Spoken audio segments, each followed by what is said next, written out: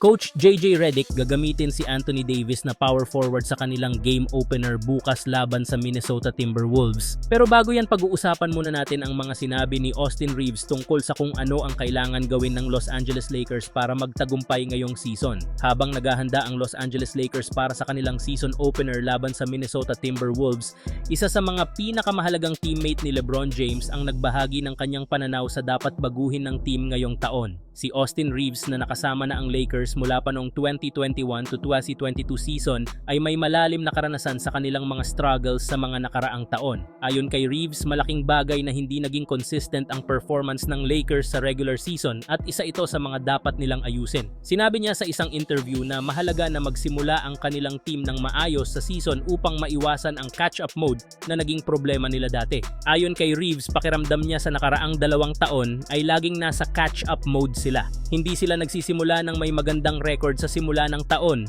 at malaking factor ito para magtagumpay. Ayon din sa kanya, kailangan daw nilang magsimula ng maayos at panatilihin iyon. Dagdag pa niya, mahalaga ring manalo sa unang 3 home games nila sa Crypto Arena. Ang mga ito ay laban sa Timberwolves, Phoenix Suns at Sacramento Kings. Kapag naipanalo nila ang mga larong ito, magiging malaking boost ito para sa kanilang season. Kung matatandaan nyo mga tropa, last na nanalo pa ang Lakers sa kanilang season opener ay noong October 26, 2016 pa. Ito ay laban nila sa Houston Rockets. Kaya malalaman natin kung maipapanalo nila ang laro bukas laban sa Minnesota Timberwolves.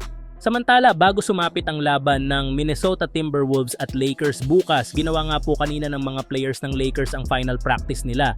Marami rin naman nga po sa kanilang mga players, lalo na si LeBron James at Davis, ang nagsabi na handa na nga sila bukas, since pinag-usapan na nga ng kanilang team kung ano ang kanilang gagawing game plan.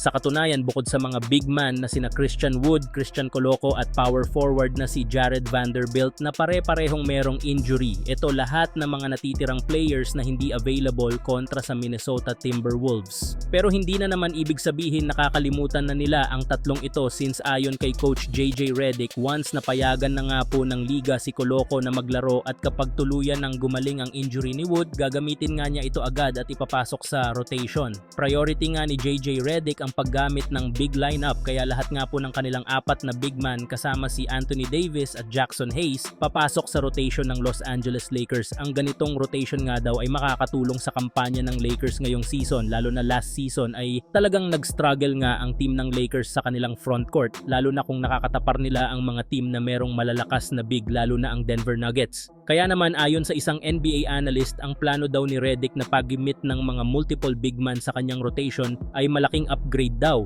lalo na kung maibabalik si Davis sa power forward position. Alam naman natin kung ano ang kayang gawin ng isang Anthony Davis kapag nasa power forward position ito, na kaya nga nito mag-dominate sa loob ng pinta at kayang makatira din sa 3 points area.